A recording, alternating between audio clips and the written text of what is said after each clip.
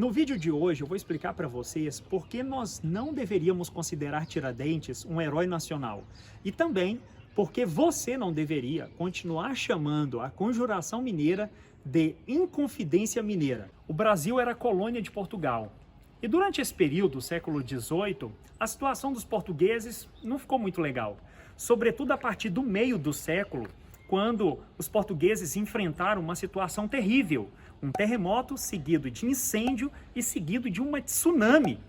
Tudo isso destruiu Lisboa e fez com que a economia portuguesa declinasse. Bom, e qual a solução e a saída para isso? Explorar as cidades mineiras, retirando daqui os seus tributos nas formas de metais preciosos. E é isso que vai acontecer. Os portugueses vão pesar a mão e sangrar cidades como Vila Rica, Mariana e também Paracatu, que é onde eu estou agora. O tributo mais injusto que os portugueses cobravam da capitania era a derrama. A derrama estabelecia que todo final de ano tinha que ter em Portugal 100 arrobas de ouro tivesse saído do Brasil. Isso corresponderia a 1,5 tonelada de ouro em Portugal. Então, se em Portugal não tivesse, em 1751, alcançado lá essas 100 arrobas, então decretaria esse tributo. Isso significa o quê? Significa que os soldados teriam liberdade para poder invadir casas como essa, arrombar as portas, entrar, desrespeitando todo tipo de privacidade e retirar dessas casas todo o ouro que eles encontrassem até que alcançasse o limite das 100 arrobas estabelecidas pelo tributo em 1750. Os governadores, muitos deles não queriam se indispor com a população, então nem sempre eles levavam à risca a cobrança da derrama. Por exemplo, o Rodrigo José Menezes, que foi governador na capitania de Minas Gerais, ele não só não cobrou a derrama, como ele também se tornou amigo de um monte de contrabandista. Então ele era bem liberal e condescendente com esse pessoal. Ele era amigo também do poeta Cláudio Manuel da Costa. Um outro governador, também deste período, é o Luiz da Cunha Menezes, que assumiu em 1783. Luiz da Cunha Menezes já era um corrupto, ele defraudava os cofres portugueses, né, que reivindicavam mais impostos para reconstruir Lisboa.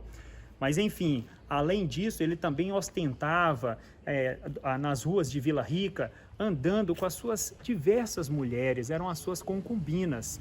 Pois é, em 1788, decidida mudar essa situação, assume em Vila Rica o governador Visconde de Barbacena. Ele estava decidido a cobrar a derrama. E nesse momento, a derrama já acumulava 6 toneladas de ouro. E ele decide fazer isso em fevereiro de 1789, exatamente o ano em que vai explodir a Conjuração Mineira.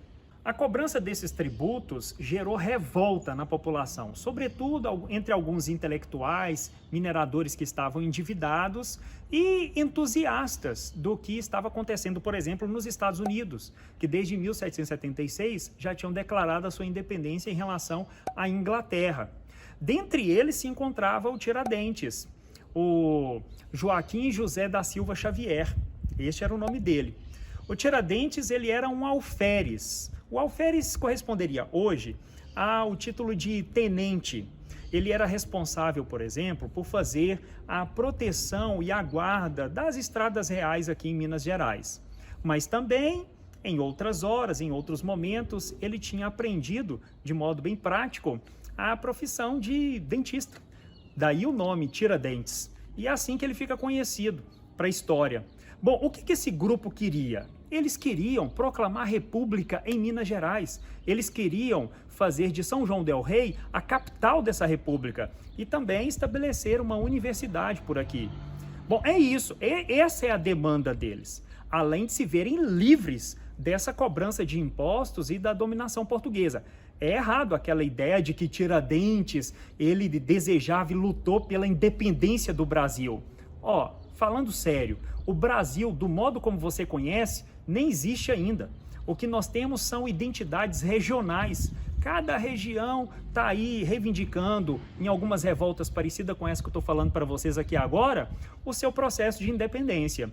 Então a independência era mais regional do que com essa ideia de nação que a gente tem construída hoje. O Visconde Barbacena recua na sua decisão de cobrar o tributo da derrama, mas aí a situação, né, e a organização do movimento já estava acontecendo. É neste momento, logo após ele recuar, ele declinar nessa decisão, que o Joaquim Silvério decide delatar todo mundo. Ele era a pessoa que mais devia para os portugueses em toda a capitania de Minas Gerais. Cara, ele era um devedor nato e era um traíra também. Entregou todo mundo.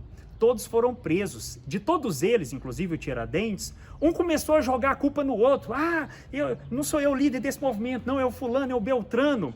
18 pessoas ao todo são enviados para o Rio de Janeiro. Então não tem essa ideia de que eu estou disposto a morrer pelo Brasil. Ainda não. Bom, ficam presos nesses 3 anos e o processo começa. O que era chamado naquela época de devassa. Então toda a situação foi investigada até que chega o veredito, em 1792. O veredito foi o seguinte: das 18 pessoas, 7 seriam condenadas a serem expulsas do Brasil e outras 11 seriam condenadas à morte. Durante o processo, os tribunais em Portugal enviaram uma carta para o juiz que ficava, o desembargador Torres, que ficou responsável por esse processo aqui no Brasil, perguntando para ele quem era o Tiradentes. E sabe qual foi a resposta dele? Ele disse o seguinte: o Tiradentes não é uma pessoa de figura, valimento ou riqueza. Acredita nisso? E aí, dias antes, já tinha chegado uma carta de clemência da rainha Maria I, que era a rainha de Portugal. Nesta carta, ela revia as condenações sobre 17 daquelas 18 pessoas. De todas elas, apenas uma teve a sua condenação mantida, que foi o Tiradentes. Exatamente por isso, porque ele não era um dos ricos do movimento. Então ele não morre porque ele foi um herói. Ele morre porque ele não era uma pessoa importante, mas se tornou depois disso. Bom, mas em que momento o Tiradentes se torna essa pessoa? Já na época do Império, há uma construção e uma imagem de figuras nacionais. A ideia é promover entre os brasileiros esse sentimento de pertencimento. Daí a construção de heróis nacionais.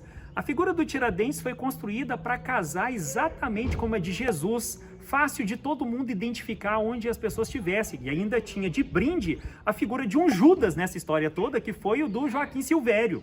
Mais à frente, com a proclamação da República, nós tivemos o dia 21 de abril como feriado nacional. Os militares cuidaram de transformar Tiradentes, em 1965, em patrono cívico da nação brasileira. Esse foi o caminho percorrido.